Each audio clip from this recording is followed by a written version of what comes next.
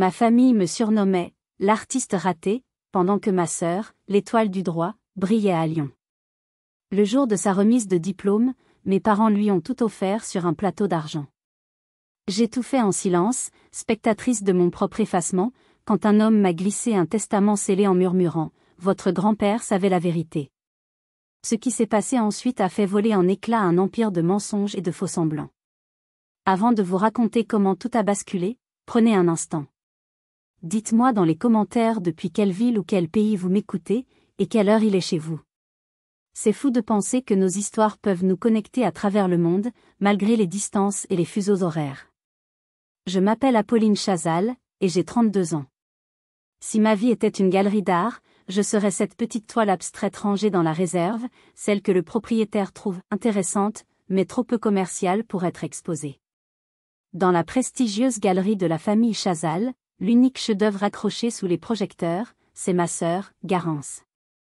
Mon univers tient dans 45 mètres carrés à Vénissieux.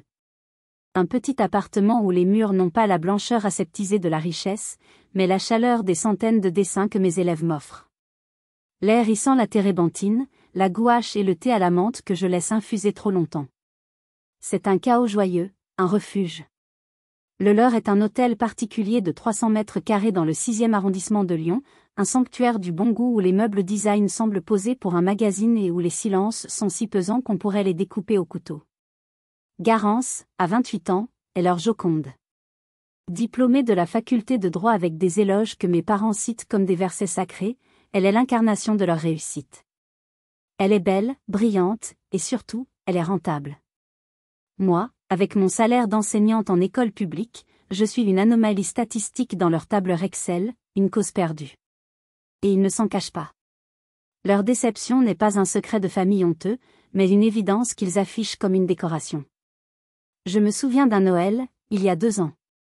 J'avais passé des semaines à peindre un portrait de mes parents, essayant de capturer un éclat de chaleur que j'avais cru voir dans leurs yeux.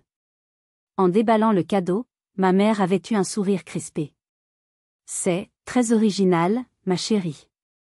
Mon père l'avait à peine regardé avant de dire « Garance nous a offert des actions du groupe LVMH.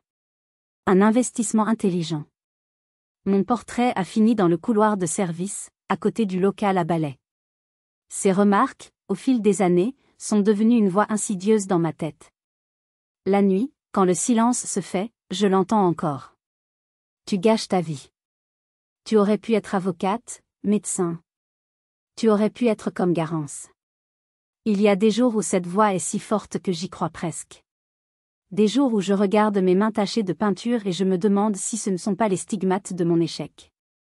Mais chaque matin, quand j'entre dans ma salle de classe et que 20 petites tornades humaines crient « Apolline », quand je vois leurs yeux s'illuminer devant une feuille blanche qui représente un monde de possibilités, je sais que je suis exactement là où je dois être. Je sais que ma richesse ne se compte pas en euros, mais en éclats de rire et en progrès minuscules qui sont des victoires gigantesques. Une vérité qu'ils n'ont jamais voulu voir. Si cette petite flamme en moi ne s'est jamais complètement éteinte, c'est grâce à lui. Mon grand-père, Léandre. Il était le pilier silencieux de ma vie, le seul port où mon bateau fragile pouvait accoster sans crainte d'être jugé. Ingénieur de formation, il avait bâti la fortune familiale sur des brevets révolutionnaires, mais son cœur battait au rythme de la poésie et des couleurs. Il était le seul à comprendre que la logique et l'art n'étaient pas des ennemis, mais les deux faces d'une même pièce, la création. Les souvenirs de lui sont mes trésors les plus précieux, des joyaux que je polis dans mon esprit les jours de doute. Je le revois dans son atelier, cet endroit magique au fond du jardin qui sentait le bois de cèdre et la sueur fraîche. Il m'y a appris à tenir un crayon, non pas pour dessiner juste, mais pour dessiner vrai. Ne dessine pas l'arbre, Apolline, me disait-il, sa grande main posée sur la mienne. Dessine la façon dont le vent danse dans ses feuilles. Un souvenir en particulier me revient souvent. J'avais peut-être 12 ans. Mes parents m'avaient inscrite de force à un stage de mathématiques pendant les vacances. J'étais nulle, désespérément nulle.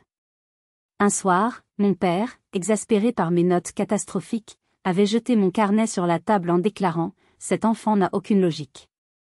Elle vit dans les nuages. » J'étais montée dans ma chambre en pleurant.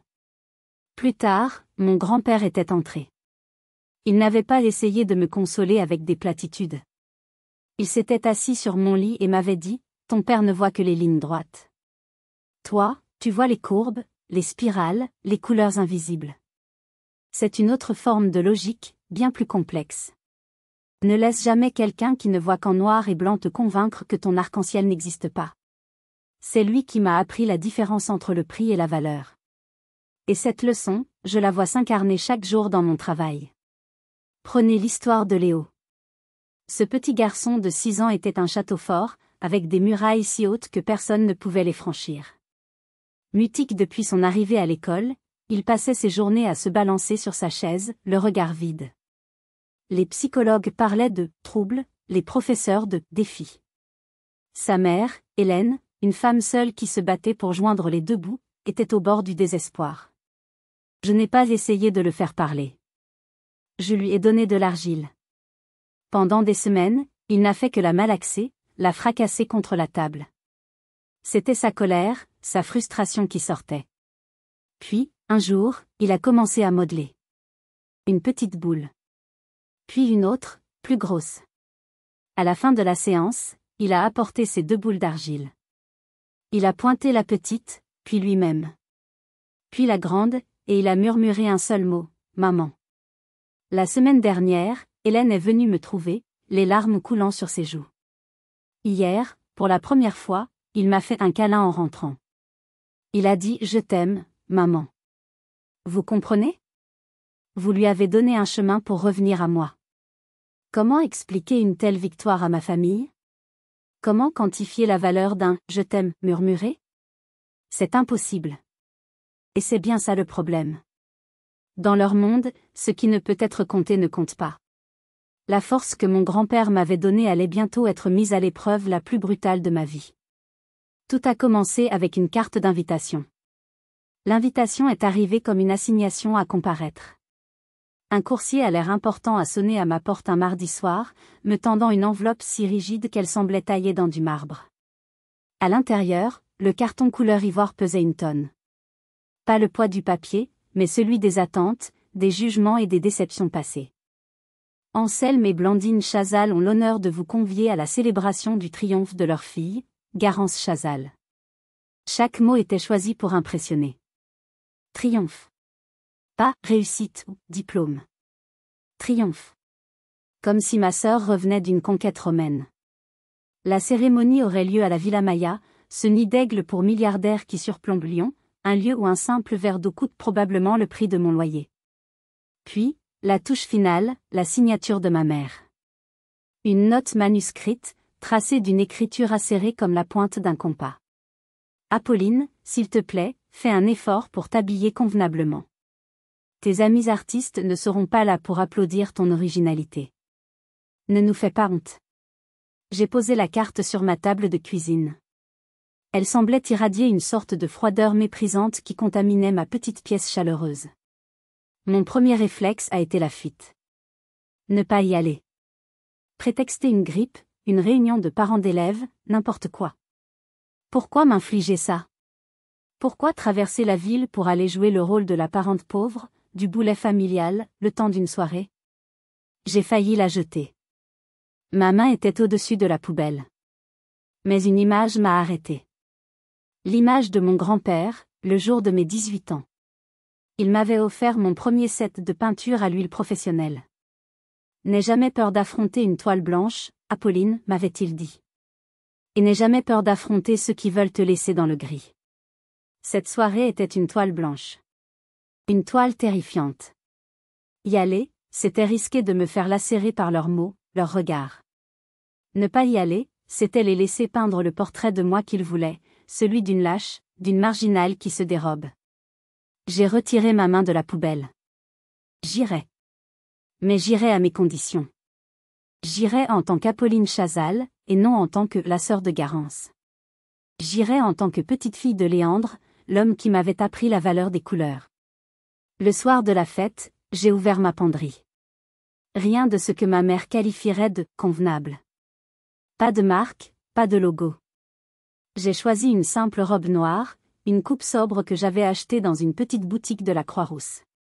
Elle n'avait rien coûté, mais elle tombait parfaitement. Elle était mon armure. Je n'ai pas mis de bijoux ostentatoires, juste une petite broche en argent en forme de spirale que mon grand-père m'avait offerte. La spirale. Le symbole de l'évolution, du voyage intérieur. Un message secret que moi seul comprendrais. En entrant dans le hall scintillant de l'hôtel, j'ai senti tous les regards sur moi. Je ne savais pas que parmi eux se trouvait un allié envoyé par le passé. L'atmosphère de la Villa Maya était à la fois sublime et oppressante. Depuis les immenses baies vitrées, Lyon scintillait à nos pieds comme une nappe de diamants. Mais à l'intérieur, l'air était lourd, saturé de richesse et d'autosatisfaction. C'était un aquarium de luxe où les prédateurs sociaux se jaugent du regard, évaluant la valeur de l'autre à la marque de sa montre ou au nom de son tailleur. Ma mère m'a intercepté près du buffet. « Apolline. Te voilà. Ta robe est simple. » Le mot est tombé comme un verdict. « Viens, je vais te présenter à monsieur et madame de Valois. » Elle m'a traîné vers un couple dont les visages tirés par la chirurgie esthétique arboraient des sourires figés. « Voici Apolline, notre fille aînée, a-t-elle annoncé avec le ton qu'on emploie pour présenter un parent un peu excentrique. Elle a choisi une voix, très personnelle. Elle est enseignante. Oh, comme c'est admirable, a roucoulé Madame de Valois, ses yeux me scannant de la tête aux pieds, s'attardant sur l'absence de bijoux. Se dévouer aux autres. C'est un vrai sacerdoce. Surtout quand on n'a pas besoin de travailler. La remarque était à double tranchant.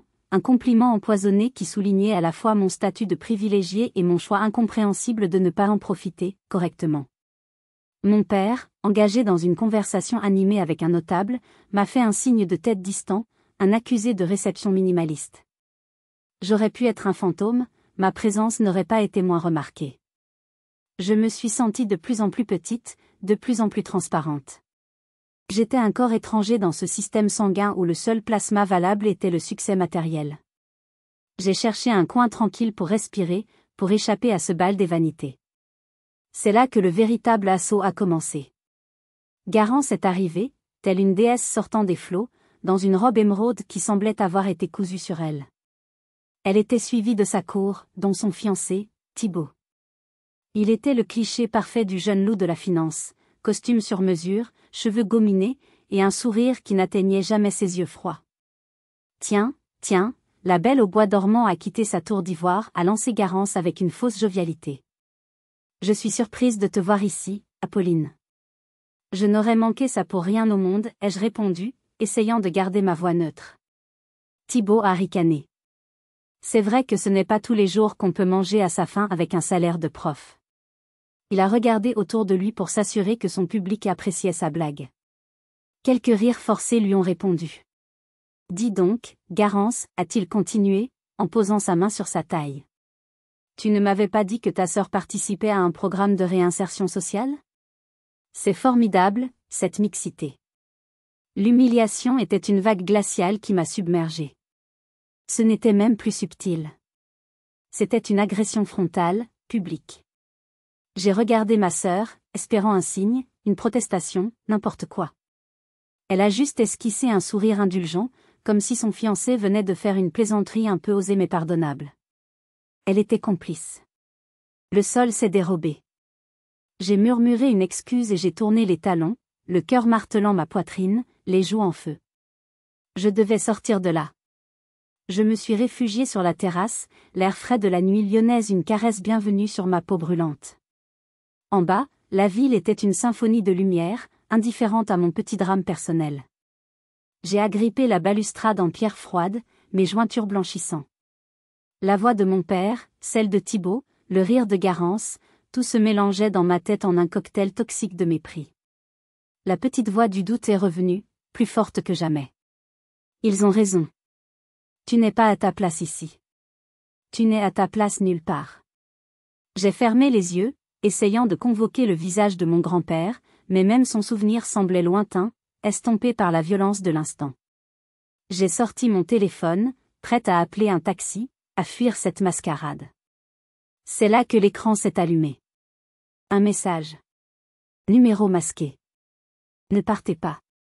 La justice sera rendue ce soir. Mon souffle s'est bloqué. J'ai relu la phrase. Une fois. 2 fois. C'était absurde. Une mauvaise blague? Qui pouvait bien m'envoyer ça? J'ai levé les yeux et mon regard a instinctivement balayé la salle de bal à travers la grande baille vitrée. Et je l'ai vu. L'homme au costume gris. Il était toujours là, près d'une colonne, observant la scène. Il ne regardait pas Garance, la reine de la fête. Il ne regardait pas mes parents, les monarques orgueilleux. Il me regardait. Moi. Quand nos regards se sont croisés, il a eu un imperceptible hochement de tête. Ce n'était pas un geste de pitié. C'était un geste d'encouragement. De confirmation. Un frisson m'a parcouru l'échine. Ce n'était pas une blague. Quelque chose était en train de se préparer. Cet homme était une ancre dans ma tempête. Je ne savais pas qui il était, mais son regard me disait de tenir bon. Chers auditeurs, attachez vos ceintures, car la soirée ne faisait que commencer et les masques allaient bientôt tomber. Si vous aviez été à ma place, qu'auriez-vous fait? Auriez-vous fait demi-tour ou seriez-vous resté pour affronter la suite? Dites-le moi dans les commentaires, votre opinion m'intéresse. Revigoré par ce message énigmatique, j'ai pris une profonde inspiration et je suis retourné à l'intérieur. Mon état d'esprit avait changé. Je n'étais plus une victime fuyant le champ de bataille. J'étais une spectatrice curieuse, attendant le lever de rideau d'une pièce dont j'ignorais encore le titre. Je me suis trouvé une place discrète près du bar, juste à temps pour le grand final. La voix de mon père a retenti dans les enceintes, demandant le silence pour le point d'orgue de la soirée. Il a pris le micro, son visage rayonnant d'une fierté qui me paraissait soudain obscène. Il a parlé de l'importance de récompenser l'excellence, de perpétuer un héritage. Chaque mot était un hommage à Garance, indirectement, une condamnation de tout ce que j'étais. J'allais bientôt découvrir que sa définition de l'excellence était mon pire cauchemar, mais aussi, sans qu'il le sache, le début de ma libération. L'excellence, a proclamé mon père, sa voix de tribun résonnant sous les hauts plafonds, ne peut s'épanouir sans les moyens de ses ambitions. Il a fait un signe théâtral vers ma mère, qui s'est approchée avec l'aisance d'une actrice habituée à la scène. Dans ses mains, 2 objets. Une boîte plate en velours bleu et une grande enveloppe rigide. Garance, ma fille, a-t-il continué, son regard brillant d'admiration, pour que ta route soit aussi fluide que tes plaidoiries, voici un petit quelque chose pour commencer. Il a ouvert la boîte. Les clés d'une Audi e-tron JT, dernier modèle, ont scintillé comme des bijoux. Elle est garée en bas. Gris Daytona. Intérieur cuir rouge. Un concert d'exclamations admiratives a salué le cadeau. Une voiture dont le prix de base dépassait les 150 000 €. Un petit quelque chose. Garance a accepté les clés avec un sourire parfaitement maîtrisé, un mélange de surprise feinte et de gratitude attendue. Mais la pièce maîtresse n'était pas encore arrivée. Et parce qu'un esprit aussi brillant que le tien a besoin d'un écrin à sa mesure, a enchaîné mon père, prenant l'enveloppe des mains de ma mère, nous avons pensé qu'il était temps que tu aies ton propre royaume. Il a sorti de l'enveloppe un acte notarié. Ceci, ma chérie, est le titre de propriété de ton nouvel appartement. Un penthouse de 250 mètres carrés, avec terrasse panoramique, au sommet d'un des plus beaux immeubles de la presqu'île. Il a laissé le silence s'installer, savourant l'effet de son annonce. Puis il a lâché le chiffre, comme une bombe. Estimé à 13 millions d'euros. Le souffle collectif de l'Assemblée a été presque audible. 13 millions. Le chiffre a explosé dans ma tête, pulvérisant les dernières miettes de ma contenance. Ce n'était plus de la préférence, c'était une déclaration de guerre. C'était une façon de me dire, devant 100 témoins, que ma valeur, à leurs yeux, était de 0. Nulle. Négative. Le coût de mon éducation, de ma vie, était une perte sèche comparée au retour sur investissement que représentait Garance. Garance a pris le micro. Sa voix était douce, presque mielleuse, mais chaque mot était une épine destinée à ma peau. Merci, papa, maman. Je suis si touchée. Elle a balayé la salle du regard. Ce succès, je le dois à leur valeur. Ils m'ont enseigné que dans la vie, il faut choisir son camp, celui de ceux qui bâtissent des empires, ou celui de ceux qui se contentent de regarder les autres construire. Son regard s'est ancré dans le mien. Ils m'ont appris à ne jamais me satisfaire de la médiocrité, à refuser les petits rêves et les petites vies. C'était moi. J'étais la petite vie, le petit rêve. L'exemple à ne pas suivre. L'humiliation était si intense qu'elle en devenait physique. J'avais l'impression que l'air me manquait, que les murs se refermaient sur moi. Mais je suis restée. Ancrée par le souvenir du regard de l'homme en gris. J'ai tenu bon, attendant la suite. Et la suite était encore pire que tout ce que j'avais pu imaginer. Le spectacle n'était pas terminé. Mon père, visiblement grisé par son propre pouvoir, a levé la main pour demander à nouveau le silence. Ces cadeaux ne sont qu'un début, a-t-il annoncé. Ils sont le symbole de la confiance que nous plaçons en Garance. C'est pourquoi, après mûre réflexion, j'ai pris une décision capitale pour l'avenir de notre famille et de notre entreprise. Il a fait une pause dramatique, un maître de cérémonie sadique savourant son effet. J'ai décidé de nommer officiellement Garance comme ma seule et unique successeur à la tête de l'entreprise Chazal. Elle héritera de la totalité de notre patrimoine, de nos sociétés et de nos actifs. Un tonnerre d'applaudissements a éclaté. C'était fait. Le couronnement était complet. Garance était la reine, et moi, l'exilé. Puis, le regard de mon père s'est posé sur moi. Il était froid, dénué de toute affection. C'était le regard d'un administrateur réglant un détail gênant. Apolline, a-t-il dit, son nom prononcé comme s'il avait un goût amer dans sa bouche, comme vous le savez tous, a choisi une voix différente.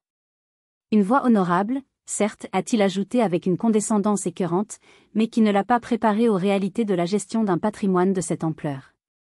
Elle n'a tout simplement pas, la carrure. Le mot a claqué dans l'air. La carrure. Le mot qu'il utilisait pour tout. La carrure d'un leader, la carrure d'un gagnant. Et moi, je ne l'avais pas. C'est là que ma mère est intervenue, sonnant le glas. Elle s'est approchée de moi avec un sourire qui se voulait rassurant, mais qui n'était qu'une grimace de prédatrice. Dans sa main, une feuille de papier et un stylo Mont-Blanc. Apolline, ma chérie. Viens nous rejoindre sur scène, s'il te plaît. Sa voix était douce, mais l'ordre était d'acier. Mes jambes semblaient faites de coton. J'ai traversé la salle, chaque pas une éternité. Je sentais sur moi le poids de Sans Père Dieu, un mélange de pitié, de curiosité morbide et d'indifférence. J'ai monté les 3 marches de l'estrade. J'étais sur la sellette, l'accusé d'un procès dont le verdict était connu d'avance. Nous avons juste une petite formalité à régler, a continué ma mère, me tendant le document. Pour que tout soit clair et simple pour l'avenir. C'est une simple renonciation à ton héritage. Une formalité, vraiment. Pour protéger l'intégrité du patrimoine. Protéger le patrimoine. De moi. J'étais la menace. J'ai pris le papier. Mes mains tremblaient si fort que les lettres dansaient. Renonciation irrévocable à tous droits de succession. J'ai regardé ma famille. Garance, triomphante. Mon père, impatient. Ma mère, déterminée. Il n'y avait pas d'amour dans leurs yeux. Juste des affaires. Dans une sorte de brouillard, j'ai pris le stylo. Peut-être qu'ils avaient raison. Peut-être que signer était la seule chose sensée à faire. Mettre fin à cette comédie. Accepter ma défaite. Disparaître. Ma main s'est approchée de la ligne de signature. Le silence était total. La pointe du stylo a touché le papier. C'était la fin. Et puis, un bruit. Un bruit doux mais distinct, le son d'un objet en cuir posé fermement sur le pupitre. Un son qui a tout arrêté. La voix qui a suivi le son était à l'image du geste, posé, ferme et impossible à ignorer. Je vous conseillerais de ne pas signer cela, mademoiselle Chazal. Comme un seul homme, toute la salle s'est tournée vers la source de cette interruption. Maître Valérien Rocher se tenait au pied de l'estrade, sa présence dégageant une aura de calme autorité qui contrastait violemment avec l'hystérie feutrée de la soirée. Il a monté les marches lentement, sans se presser, son regard ne quittant pas le document dans mes mains. Mon père a été le premier à retrouver sa voix. Une voix étranglée par la fureur. Pardon ? Et qui êtes-vous pour oser interrompre une célébration privée ? Sécurité. 2 colosses en costume noir ont commencé à s'avancer, mais Maître Rocher les a arrêtés d'un simple geste de la main. Cela ne sera pas nécessaire, a-t-il dit, avant de se tourner vers mon père. Son regard était glacial. Mon nom est Valérien Rocher. Et pendant plus de 30 ans, jusqu'à son dernier souffle, j'ai eu l'honneur d'être l'avocat, le conseiller et l'ami de votre père, Léandre Chazal. Le nom de mon grand-père, prononcé avec une telle solennité, a eu l'effet d'une décharge électrique. Le visage de mon père est passé de la colère à une pâleur cireuse. Ma mère a eu un petit hoquet de surprise. C'est impossible, a bafouillé mon père. La succession de mon père est close. J'étais son seul héritier. Tout a été réglé. Une succession a été réglée, oui, a concédé Maître Rocher. Celle que vous avez orchestrée. Mais ce n'était pas le reflet de la volonté finale de votre père. Il a posé sa mallette en cuir sur le pupitre avec un claquement sec qui a résonné dans le silence. Il l'a ouverte et en a sorti une seule enveloppe, épaisse et scellée de cire rouge. Léandre était un homme prudent. Un homme qui connaissait son propre fils. Il savait que vous tenteriez de déformer son héritage pour qu'il corresponde à vos propres valeurs, et non aux siennes. Il a brandi l'enveloppe. Ceci, Monsieur Chazal, est le codicille le testament de votre père. Son véritable et dernier testament. Rédigé une semaine avant sa mort. C'est un faux. Une supercherie, a crié ma mère, sa voix montant dans les aigus. Un faux, a répété Maître Rocher avec un calme olympien. Pensez-vous vraiment que votre père était aussi négligent? Ce document a été signé en présence de 3 témoins, une juge à la Cour de cassation, un membre de l'Académie française et son cardiologue. L'intégralité de la signature a été filmée. L'original est dans un coffre à Genève, et 2 copies certifiées conformes sont dans les coffres de 2 études de notaires différentes. Ce document est aussi solide que le roc. Il s'est tourné vers moi, et pour la première fois, j'ai vu une lueur de chaleur dans ses yeux. Et il contient des instructions très précises, Apolline.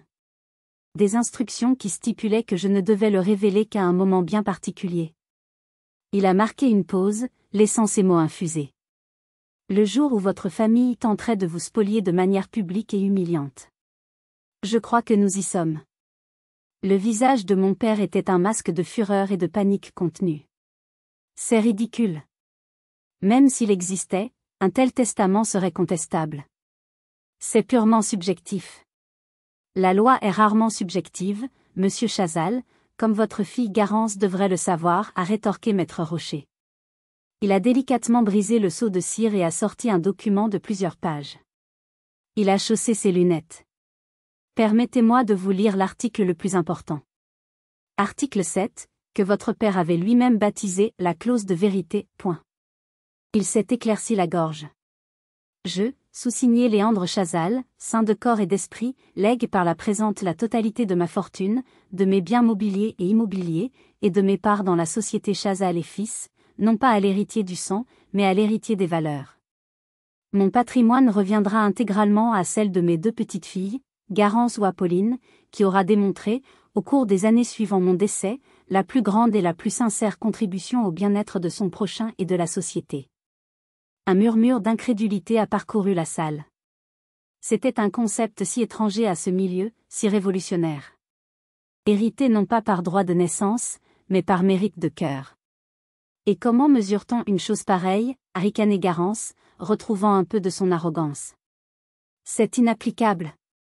Oh, mais votre grand-père y a pensé, a dit Maître Rocher avec un mince sourire. Il a sorti de sa mallette un premier dossier, un classeur bleu si épais qu'il pouvait à peine le fermer. Il a engagé, à mes frais et dans le plus grand secret, une agence d'enquêteurs privés dont la seule mission était de documenter, de manière objective et factuelle, la vie de ses 2 petites filles. Il a posé le classeur bleu sur le pupitre. Sur l'étiquette, mon nom, Apolline Chazal. Dans ce dossier, a-t-il commencé, nous trouvons 3 palmes académiques pour services rendus à l'éducation nationale que vous n'avez jamais jugé bon de mentionner à votre famille. La création et la gestion bénévole de l'association Les Couleurs de la Vie, qui vient en aide aujourd'hui à plus de 80 enfants de Vénissieux. Des dizaines de témoignages écrits de parents d'élèves. C'est à ce moment qu'Hélène, la mère de Léo, s'est levée. Sa voix tremblait, mais elle était forte. Ce n'est pas un dossier, monsieur. C'est la vie de nos enfants. Cette femme, Apolline Chazal, elle n'apprend pas seulement à peindre. Elle répare des âmes brisées. Mon fils ne parlait plus, anéanti par le harcèlement. Grâce à elle, aujourd'hui, il rit. Il vit. Comment osez-vous, a-t-elle dit en regardant mes parents, la traiter comme une moins que rien? D'autres voix se sont élevées. Un père de famille au fond de la salle a crié, elle a passé tous ses mercredis après-midi pendant 1 an avec ma fille qui avait perdu sa mère, sans jamais demander un centime. Le dossier d'Apolline, semblait-il, était vivant. Il était là, dans la salle, incarné par les gens que j'avais touchés. Et pour la première fois, ma famille voyait, non pas ma vie, mais sa valeur. Si vous êtes arrivé jusqu'ici, laissez un commentaire pour nous dire ce que vous auriez fait à la place d'OP. Vous pouvez aussi écrire simplement le chiffre 1 pour montrer que vous suivez encore. Et dites-nous, vous regardez cette histoire depuis quelle région ou quel pays? Le visage de mes parents était pétrifié. Ils regardaient ces gens, ces inconnus qui parlaient de moi avec une gratitude et une chaleur qu'eux-mêmes ne m'avaient jamais témoigné. C'était comme s'ils découvraient une langue étrangère, un système de valeurs qui leur était totalement inintelligible. Garance, elle, était blême. Son assurance de façade s'était fissurée, révélant une panique non dissimulée. Maître Rocher a laissé les témoignages s'éteindre d'eux-mêmes, le silence qui a suivi n'en étant que plus lourd. Puis, il a plongé à nouveau la main dans sa mallette. Il en a sorti un second dossier. Un simple porte-document en carton rouge, si fin qu'il semblait presque vide. Et maintenant, a-t-il dit, sa voix neutre mais impitoyable, passons aux contributions de mademoiselle Garance Chazal. Il a posé le dossier rouge à côté du monstre bleu qui portait mon nom. Le contraste était brutal, presque comique. Il l'a ouvert. Résultats académiques, exceptionnels, nous le savons tous. Major de sa promotion. Félicitations du jury. Il a levé les yeux vers Garance. Votre grand-père admirait votre intelligence, mademoiselle. Il déplorait seulement l'usage que vous en faisiez. Il a tourné une page. Activité bénévole, 40 heures de consultation juridique pro bono, le minimum requis par l'université pour valider le diplôme. Aucune heure supplémentaire constatée. Il a continué, sa voix égrenant les faits comme un médecin lisant un bulletin de santé alarmant. 2021, organisation d'une vente de charité. Fonds levés, 50 000 €. Frais de consultance facturés à l'association par mademoiselle Chazal, 10 000 €. Un murmure de dégoût a serpenté dans l'assistance. Je devais couvrir mes frais, s'est défendu Garance, la voix tremblante. Des frais de 20% sur un événement caritatif? C'est audacieux, a commenté sèchement Maître Rocher. Mais il n'avait pas fini. Le pire était à venir. Le point le plus notable de ce dossier, a-t-il dit en sortant une liasse de documents, concerne votre stage de fin d'études. Vous avez travaillé pour un grand promoteur immobilier. Vous avez été assigné au dossier Vieux-Lyon. Un immeuble d'habitation historique, mais délabré, occupé par 12 familles à faible revenu. Il m'a regardé. Le promoteur voulait les expulser pour transformer l'immeuble en appartement de luxe. Les familles avaient des baux en béton, mais vous, Garance, avec votre brillante intelligence, vous avez trouvé la faille. Une technicalité oubliée dans un règlement de copropriété de 1958. Il a brandi un document. Grâce à votre travail, les 12 familles ont été expulsées légalement. Le promoteur vous a versé une prime substantielle, non déclarée. Il a marqué une pause et a laissé tomber la bombe finale. L'ironie cruelle de cette histoire, c'est que le petit Adam, l'un des enfants jetés à la rue avec sa famille suite à votre exploit juridique, est aujourd'hui dans la classe d'Apolline. Elle l'aide à surmonter le traumatisme de avoir perdu sa maison. Elle le fait gratuitement. Un silence de mort s'est abattu sur la salle. Garance a reculé d'un pas, comme si elle avait été frappée. Ce n'était plus une question de chiffres ou de diplôme. C'était une question d'humanité. Et son dossier était tragiquement, désespérément vide. Le visage de Garance était l'image même de la défaite. Son intelligence, son arme la plus affûtée, venait de se retourner contre elle, exposant non pas sa brillance, mais sa froideur calculatrice. Votre grand-père ne voulait pas simplement récompenser la gentillesse, a poursuivi Maître Rocher, sa voix se faisant plus grave. Il voulait aussi s'assurer que son héritage ne tomberait jamais entre des mains qui pourraient l'utiliser pour nuire.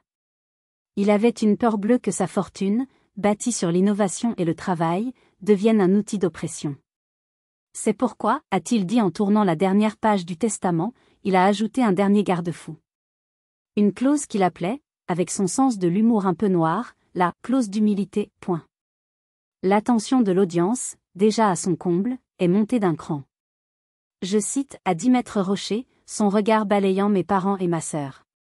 Si, à quelque moment que ce soit, l'une de mes héritières potentielles, ou ses tuteurs légaux, devait tenter de contraindre l'autre héritière à renoncer à ses droits par la force, la manipulation psychologique ou l'humiliation publique, afin de s'approprier indûment l'héritage, alors la partie fautive sera immédiatement, et sans possibilité d'appel, déchue de tous ses droits à la succession. Mon père a eu un rire nerveux. Mais cela ne veut rien dire. Apolline n'a aucun droit, donc nous ne la contraignons à rien. C'est là que votre lecture de la situation est erronée, Anselme, a répondu calmement maître Rocher. Le testament de votre père a redéfini les droits de succession. Au vu des dossiers, il est évident qu'Apolline était la seule héritière légitime. En la forçant à signer cette renonciation, vous tentiez de la spolier d'un bien qui lui revenait de droit. Vous êtes tombé en plein dans le piège qu'il vous avait tendu. Il a rangé le testament dans sa mallette avec une lenteur délibérée. Mais ce n'est pas tout. La clause d'humilité a un deuxième paragraphe. Il a sorti une tablette de sa mallette. Pour s'assurer que la leçon soit bien apprise, votre père a ajouté ceci, dans le cas où une telle contrainte serait avérée, non seulement la partie fautive perdra tout droit à l'héritage principal, mais un fonds fiduciaire d'urgence, distinct de la succession et d'un montant de 15 millions d'euros, sera débloqué et transféré sans délai à la partie lésée, afin de lui donner les moyens immédiats de son indépendance et de sa sécurité. Le silence a été rompu par le son du verre de champagne de Garance se brisant sur le sol. Ce n'était pas seulement un verre qui s'était brisé ce soir-là, c'était un empire, une famille, un mensonge qui durait depuis 30 ans. Et la reconstruction allait commencer maintenant. Ne ratez pas la conclusion de cette histoire incroyable. Maître Rocher a levé la tablette. Au moment précis où votre mère a tendu ce stylo à Apolline, un de mes collaborateurs, qui suivait l'événement en direct via le photographe que vous pensiez avoir engagé, a exécuté les instructions de votre père. Les comptes de la société Chazal sont gelés. Un juge d'instruction, prévenu de cette éventualité, a signé une ordonnance. L'intégralité du patrimoine de Léandre Chazal, estimé à 64 millions, plus le fonds d'urgence de 15 millions, soit 79 millions d'euros, est en cours de transfert vers un trust au seul nom d'Apolline Chazal. 79 millions d'euros. Le chiffre a atterri au milieu de la salle de bal avec le poids d'une météorite. Il a anéanti en une seconde 30 ans de certitude, de hiérarchie familiale et d'arrogance sociale. La première phase fut le chaos. La façade de la famille parfaite s'est désintégrée en un instant, révélant la laideur des fondations. Tu savais, a hurlé Garance, pointant un doigt tremblant vers moi. Tu as joué la comédie de la victime pendant toutes ces années. C'était un coup monté. Son cerveau de juriste, incapable d'accepter une défaite légale, cherchait un complot, une manipulation. L'idée que j'ai pu gagner, par la simple force de mes actions lui était insupportable. Mon père, lui, s'est retourné contre ma mère, les yeux injectés de sang. C'est de ta faute, Blandine. Ton snobisme, tes soirées ridicules. C'est toi qui as rendu Garance aussi superficielle. Ah, c'est ma faute, maintenant, a répliqué ma mère, sa voix brisée par un sanglot de rage. Et qui l'a poussée à faire HC à 16 ans? Qui comparait ses bulletins scolaires à ceux de sa sœur en les affichant sur le frigo? Tu as créé ce monstre, Anselme, ne me fais pas porter le chapeau. Il se lançait des accusations comme des couteaux, exhumant des années de ressentiment et de frustration. La foule des invités, d'abord fascinée par le spectacle, commençait à se sentir mal à l'aise. Certains se sont discrètement éclipsés, ne voulant pas être associés à ce naufrage public. La réalité a commencé à s'infiltrer par petites touches cruelles. Thibaut, le fiancé arrogant, après avoir échangé quelques mots avec un ami avocat dans la salle, s'est approché de Garance. Il ne lui a pas touché le bras. Il lui a simplement dit, d'une voix basse et froide, « Je pense qu'il vaut mieux qu'on en reste là, Garance. Appelle-moi quand, les choses se seront calmées. Il a tourné les talons et est parti sans un regard en arrière. Puis le téléphone de ma mère a sonné. C'était le service de conciergerie de sa carte de crédit. Sa voix n'était qu'un murmure étranglé. Comment ça, refuser? C'est impossible. C'est là que Garance a compris. Elle a compris que ce n'était pas seulement l'argent qu'elle avait perdu. C'était tout. Son statut, sa carrière naissante, son fiancé, son avenir tel qu'elle l'avait planifié. La colère a laissé place à un désespoir abyssal. Elle a regardé ses mains, comme si elle ne les reconnaissait pas. « J'ai tout fait comme il fallait », a-t-elle répété, encore et encore, un mantra insensé. J'ai suivi le plan. J'ai eu les bonnes notes, j'ai fait les bons stages. Je ne comprends pas. En la voyant ainsi, si démunie, si perdue, une pensée étrange m'a traversé l'esprit. Pour la première fois de ma vie, je n'ai pas ressenti de la colère ou de la jalousie envers elle. J'ai ressenti une immense pitié. Elle était la preuve vivante qu'on peut avoir tous les diplômes du monde et ne rien comprendre à la vie. Face à leur ruine, j'avais un choix. Je pouvais prendre ma revanche et partir, les laissant mariner dans le poison de leur propre fabrication. Ou je pouvais faire ce que mon grand-père aurait voulu, bâtir quelque chose de nouveau sur les décombres. J'ai fait un pas en avant. Le silence est revenu, un silence d'attente. Tous les regards étaient fixés sur moi, la pièce rapportée, l'erreur de casting qui était soudain devenue la réalisatrice du film. J'ai pris le micro que Maître Rocher m'a tendu. Il n'y a eu aucun complot, Garance, ai-je dit, ma voix étonnamment calme. Il y a seulement eu des choix. Les vôtres, et les miens. Grand-père n'a pas voulu nous punir. Il a voulu nous enseigner une dernière leçon sur la valeur des choses. J'ai pris une profonde inspiration. J'accepte cet héritage. Non pas comme un trophée, mais comme une responsabilité. La plus grande responsabilité de ma vie. J'ai regardé mes parents, puis ma sœur. Leurs visages étaient des masques de stupeur. L'entreprise Chazal et Fils est morte ce soir, ai-je annoncé. Mais quelque chose de nouveau va naître de ces cendres. Dès demain, Maître Rocher et moi commencerons les procédures pour transformer l'intégralité des actifs en une fondation à but non lucratif, la Fondation Léandre Chazal, pour l'accès à l'art et à l'éducation pour les enfants en difficulté. Un murmure a parcouru les rangs des invités restants. C'était impensable. Dissoudre un empire pour le donner? Je me suis tournée vers Garance. Tu dis que tu n'as plus rien. C'est faux. Tu as une opportunité. L'opportunité de te reconstruire. Lundi matin, à 9h, je t'attends à mon école à Vénissieux. Tu ne seras pas avocate, tu seras assistante. Tu prépareras la peinture, tu nettoieras les sols, tu apprendras les prénoms des enfants. Ton salaire sera le SMIC. Tu feras ça pendant 2 ans. Pas un jour de moins. Si, au bout de ces 2 ans, tu as appris la différence entre un bilan comptable et un bilan humain, alors la fondation te versera de quoi prendre un nouveau départ. Puis, je me suis adressée à mes parents. Vous ne manquerez de rien. Vous aurez une rente pour vivre confortablement, mais sans faste. L'hôtel particulier sera le premier bien vendu pour abonder la fondation. Vous vivrez dans un appartement, comme des gens normaux. La maison de Chamonix, ai-je précisé, ne sera plus un lieu pour vos cocktails mondains. Elle deviendra un lieu de vacances pour les enfants de la fondation, ceux qui n'ont jamais vu la montagne. Enfin, j'ai posé ma dernière condition, la plus importante. Et nous 4, ici présents, nous allons commencer une thérapie familiale. Toutes les semaines. C'est non négociable. Parce que l'argent peut être remplacé. Mais une famille, ça se répare. Et la nôtre est en 1000 morceaux. Je les ai regardés, attendant leur réponse. C'était un pari. Le pari que sous les couches d'arrogance et de matérialisme, il restait quelque chose à sauver. C'était le pari de mon grand-père. Et c'était maintenant le mien. 1 an. Il a fallu 1 an. 1 an de séances de thérapie tendue, de silence pesant et de vérité difficile à dire.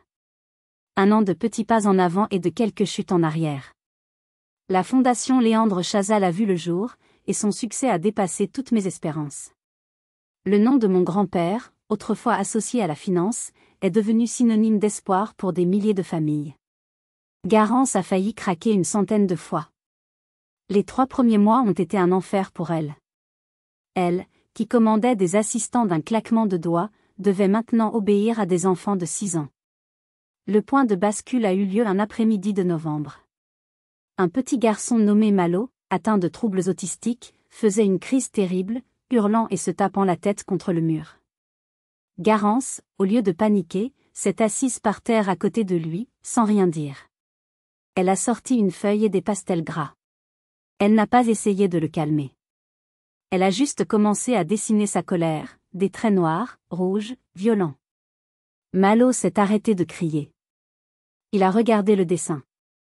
Il a pris un pastel bleu et, pour la première fois, il a dessiné un petit rond au milieu du chaos. Un point de calme.